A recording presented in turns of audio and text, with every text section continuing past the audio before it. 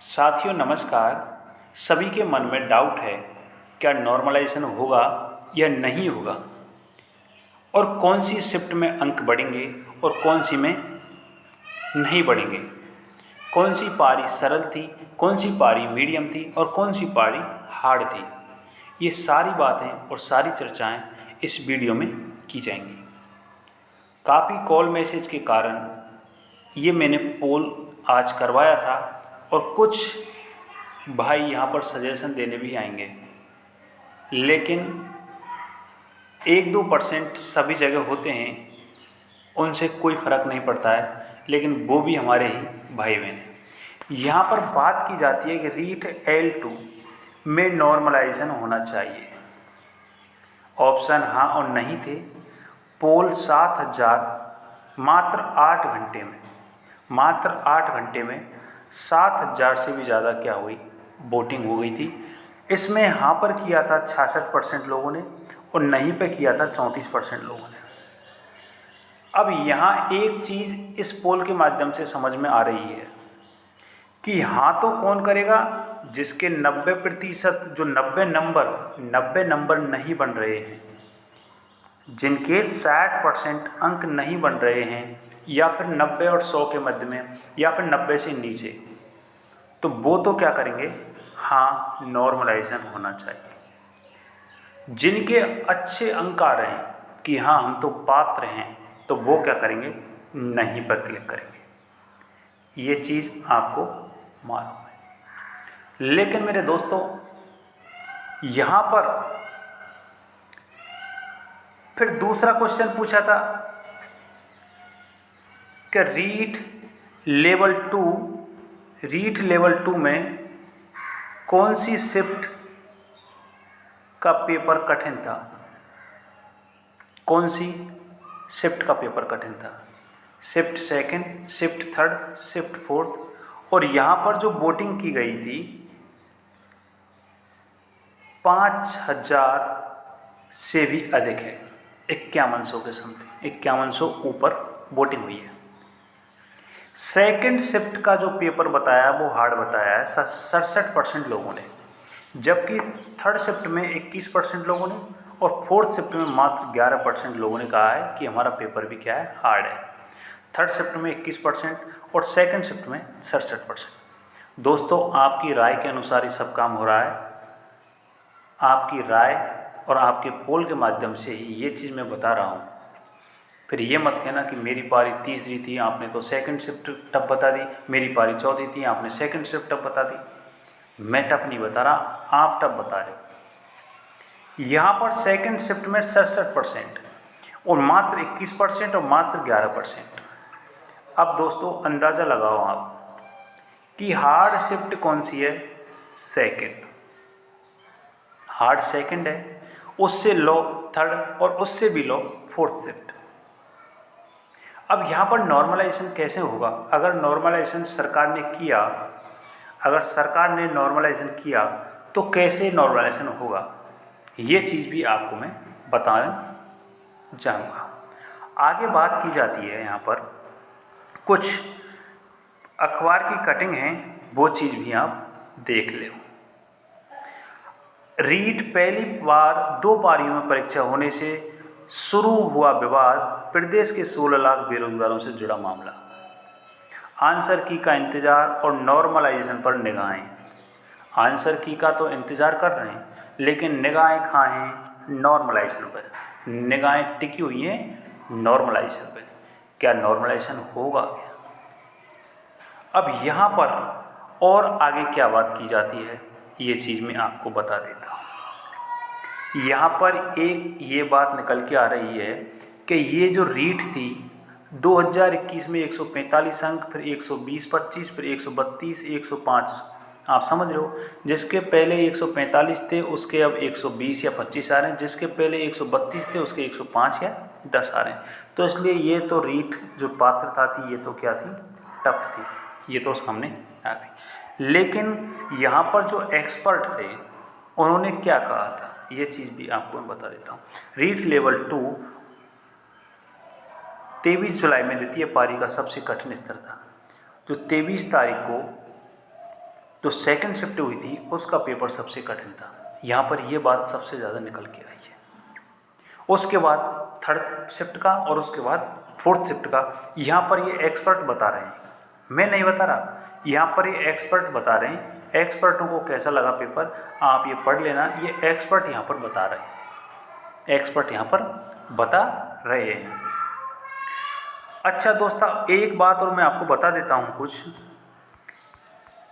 कि यहाँ पर जो पास मार्किंग चाहिए जनरल को 60%, ओबीसी एससी एसटी एमबीसी 55%, और फिर उससे नीचे जैसे विधवा डिवोर्स वगैरह हैं, शहरिया वगैरह हैं, उनके लिए और भी कम चाहिए, 36-40% जितनी भी चाहें, कोई 48%, सबके लिए क्या है यहाँ पर बताई। लेकिन मेरे दोस्तों, अब जो नॉर्मलाइजेशन होगा वो किस आधार पर होगा, ये चीज़ मैं आपसे चर्चा कर लेता हूँ। माना कि फर्स्ट शिफ्ट इस सेकंड शिफ्ट, थर्ड शिफ्ट और फोर्थ शिफ्ट, आप ध्यान लगा के समझना कि नॉर्मलाइजेशन बहुत ही बड़ी टेढ़ी चीज़ है, इसको करने में भी दिक्कत आती है, इसको समझने में भी दिक्कत आती है, इसलिए आपको समझना है। सेकंड शिफ्ट माना कि पूर्णांक अपना 150 का है, पूर्णांक 150। सेकंड शिफ्ट में नंबर आए 100 और यहाँ नंबर आए 120 और यहाँ नंबर आए 130। अब ये नंबरिंग जो आई है कि यहाँ एवरेज औसत 100 का निकला है, एवरेज औसत 120 का निकला है, एवरेज औसत 130 का निकला है।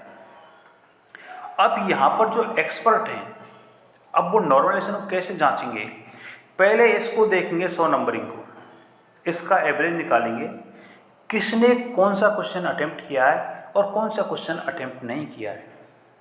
अगर माना कि किसी के नंबर इसी पारी में 90 आ रहे हैं और उसने इजी नंबर जो सरल थे, नॉर्मल क्वेश्चन थे, वो अटेम्प्ट कर लिए, और जो हार्ड क्वेश्चन थे वो नहीं हुए, और किसी ने हार्ड क्वेश्चन अटेम्प्ट कर लिए, माना कि 90 क्वेश्चन उसके हार्ड अटेम्प्ट कर लिए और इजी नहीं हुए, इजी छोड़ दिया गया, तो इसको अंक ज़्यादा मिलेंगे नॉर्मलाइजेशन में, इसको नहीं मिलेंगे, इसको ज़्यादा मिलेंगे, इसको कम मिलेंगे, ये बात हो रहा है। और यहाँ पर क्योंकि ये जो नॉर्मलाइजेशन है एसएससी वगैरह, रेलवे वगैरह जो केंद्र में चलता है, आप एक दो देखना, रेलवे की वीडियो भी, एसएससी वगैरह की देखना, ये नॉर्मलाइजेशन घातक भी हो सकता है। ये घातक कैसे हो सकता है? हाँ, नॉर्मलाइजेशन करो, लेकिन ये मत कहो कि अगर किसी के नंबर चौथी शिफ्ट में 90 नंबर बैठ रहे हैं और नॉर्मलाइजेशन कर दिया और उसके नंबर कम कर दिए, 85 रह गए, अब बताओ उसके सामने कैसी, ये तो दुख भरी घटना हो गई भाई, दुख भरी घटना हो गई। हमारे नंबर 100 बैठ रहे हैं, नॉर्मलाइजेशन हुआ, 85 नंबर कर दिए, हम पात्र नहीं हुए, ये सबसे बड़ी दुख भरी घटना है। इसलिए अगर नॉर्मलाइजेशन होता है तो यहाँ पर कोई सी भी शिफ्ट का नंबर नहीं काटें, सबसे बड़ी बात है, कोई सी भी शिफ्ट का क्या नहीं काटें, नंबर नहीं काटें। जितने जिनके नंबर बैठ रहे हैं उनको तो वहीं बने रहने दें, और अगर सेकंड शिफ्ट टफ है तो उसका इस नंबर बढ़ा दें, थर्ड शिफ्ट उससे कम है तो उसका और बढ़ा दें, और फोर्थ शिफ्ट और है तो उसका और बढ़ा दें। कैसे, बता देता हूँ मैं। जैसे सेकंड शिफ्ट माना कि 100 हैं और हम नॉर्मलाइजेशन करते हैं, और इसमें माना कि हमने नंबर बढ़ा दिए 15, कितने नंबर बढ़ा दिए, 15 नंबर बढ़ा दिए, तो 115 हो गए। और थर्ड शिफ्ट नंबर है 100, माना कि इसमें हमने कितने बढ़ा दिए, 10 नंबर बढ़ा दिए, नंबर हो गए 110। फोर्थ शिफ्ट नंबर है कितने, 100, और इसमें हमने 5 बढ़ा दिए, हो गए 105। ये एवरेज 100 का निकला है। अगर मैं कहूँ तो यहाँ का एवरेज माना कि 105 का कर लो और यहाँ का एवरेज 110 को कर लो, तो वो ही 115 हो जाएंगे भाई। 105 में 10 जोड़ेंगे 115, 110 में 5 जोड़ेंगे तो 115 हो जाएंगे।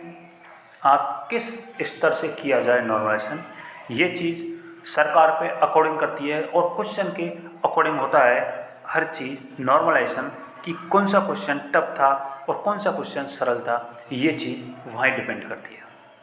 हार्ड क्वेश्चन को किसी ने अटेम्प्ट किया है, हार्ड क्वेश्चन को किसी ने अटेम्प्ट किया है तो उसको नॉर्मलाइजेशन में ज़्यादा फायदा मिलेगा, और नॉर्मल क्वेश्चन को अटेम्प्ट किया और हार्ड क्वेश्चन अटेम्प्ट नहीं हुआ तो उसको कम फायदा मिलेगा, फायदा ही नहीं मिलेगा, उसको फायदा ही नहीं मिलेगा।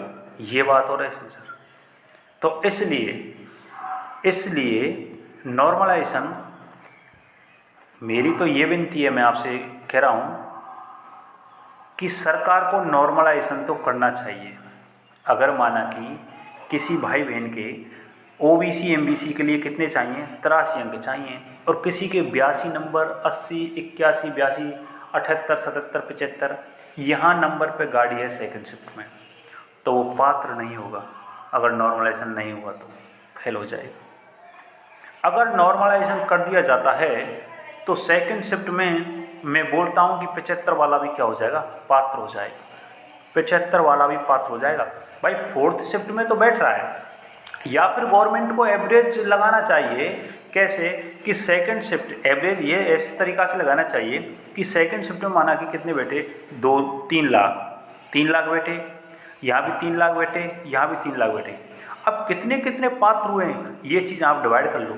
माना कि फोर्थ शिफ्ट में पात्र हो रहे हैं कितने, 1.5 लाख पात्र हो रहे हैं, तो भाई 1.5 लाख इसमें करो, 1.5 लाख इसमें करो।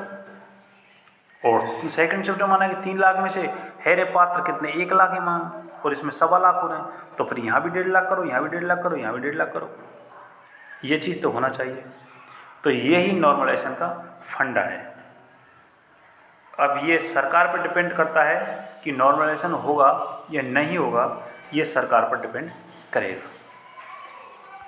वैसे आप सबकी राय है कि नॉर्मलाइजेशन होना चाहिए, कुछ बंदों की राय है कि नहीं, 7000 वोटिंग के माध्यम से। धन्यवाद दोस्तों। अगर आप चैनल पर नए हो तो चैनल को भी सब्सक्राइब कर लें। जय हिंद, जय भारत।